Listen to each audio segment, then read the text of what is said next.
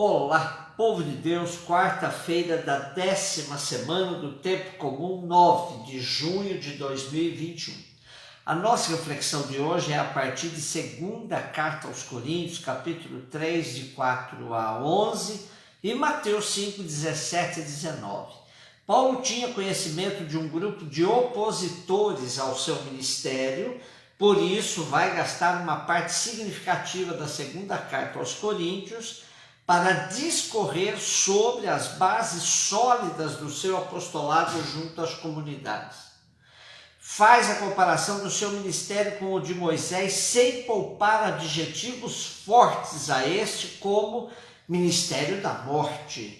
A contraposição está entre o ministério da nova aliança que ele exerce em nome de Jesus Cristo e o ministério da morte, da letra e da condenação exercido por Moisés. Ouçamos com quais palavras duras Paulo faz a comparação entre os dois ministérios.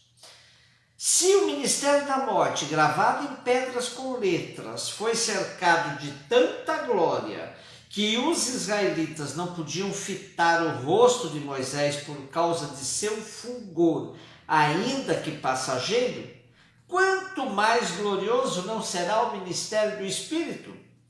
Pois se o ministério da condenação foi glorioso, muito mais glorioso há de ser o ministério ao serviço da justificação. Realmente, em comparação com uma glória tão eminente, já não se pode chamar glória o que tinha sido glorioso. Pois, se o que era passageiro foi marcado de glória, muito mais glorioso será o que permanece. Outra comparação bastante significativa Paulo faz entre a letra e o Espírito. Diz ele: é por Cristo que temos tal confiança perante Deus, não porque sejamos capazes por nós mesmos de ter algum pensamento como de nós mesmos, mas essa nossa capacidade vem de Deus. Ele é que nos tornou capazes de exercer o ministério de uma aliança nova. Esta não é uma aliança da letra, mas do Espírito, pois a letra mata, mas o Espírito comunica a vida. Essas afirmações de Paulo nos ajudam enormemente hoje no enfrentamento das tendências fundamentalistas que se aferram na letra, matando o Espírito. Verdadeiramente hoje padecemos de um mal que parece não ter cura. São inúmeros movimentos tradicionalistas que impedem a hermenêutica fazer sua trajetória contextualizada e enculturada. Um texto que recomendo a todos vocês que me ouvem é o da Pontifícia Comissão Bíblica, chamado A Interpretação da Bíblia na Igreja. No item em que trata do fundamentalismo, diz: a leitura fundamentalista parte do princípio de que a Bíblia, sendo palavra de Deus inspirada e isenta de erro, deve ser lida e interpretada literalmente em todos os seus detalhes. Mas, por interpretação literal, ela entende uma interpretação primária, literalista, isto é, excluindo todo esforço de compreensão da Bíblia que leve em conta seu crescimento histórico e seu desenvolvimento. E era exatamente isso que os judeus ortodoxos seguiam e por isso se opunham ao cristianismo nascente. Apegados à letra, matavam o espírito.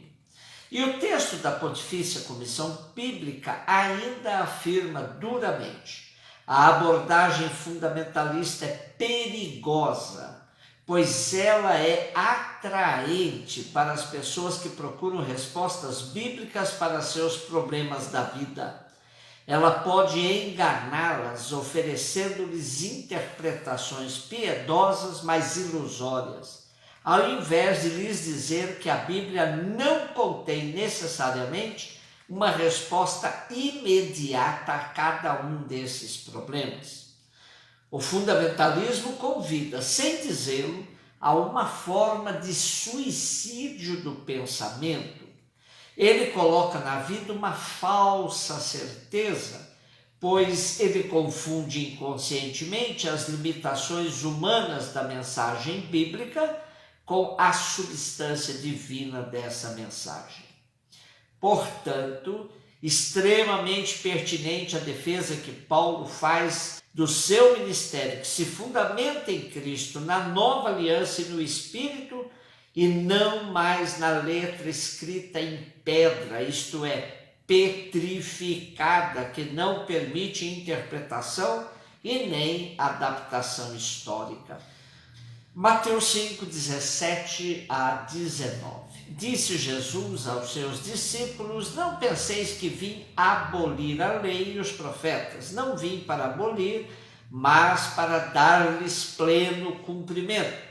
Em verdade eu vos digo, antes que o céu e a terra deixem de existir, nenhuma só letra ou vírgula serão tiradas da lei, sem que tudo se cumpra.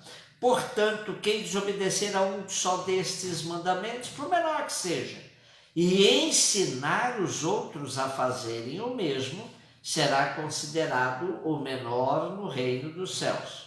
Porém, quem os praticar e ensinar será considerado grande no reino dos céus. Continuamos no contexto do Sermão da Montanha, onde Jesus, assim como Paulo, contrapõe seu novo ensinamento com a lei recebida da tradição. Quando a gente ouve Jesus dizendo: ouvistes o que foi dito, eu, porém, vos digo, a primeira sensação que se tem é a de que Jesus está modificando totalmente a lei recebida pela tradição. Jesus não vê assim, pois ele diz que não veio abolir a lei, mas levá-la à perfeição, dar-lhe pleno cumprimento. De fato, Jesus radicaliza a interpretação da lei, pois os judeus, seus contemporâneos, viviam das aparências do cumprimento da lei. Apegavam-se a alguns detalhes da lei, mas não viviam realmente o seu espírito. O que Jesus propõe é exatamente o inverso, ou seja, dá o destaque ao espírito da lei.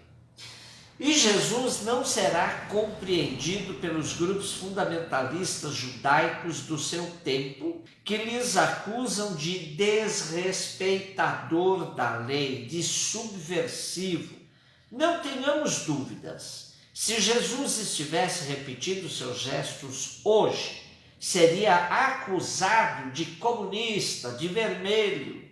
O fundamentalismo é uma praga que se perpetua na história, trocando de roupagem, mas mantendo sua postura de fechamento ideológico incurável. Hoje estamos diante de grupos semelhantes aos que enfrentaram Paulo e Jesus. Em nome de uma tradição, se opõem às mudanças necessárias para que o Evangelho seja vivido com mais autenticidade. Falam de Deus e em nome de Jesus, mas vivem só da letra, não do Espírito. E como disse Paulo, a letra mata e o Espírito é que dá a vida. Um beijo no seu coração.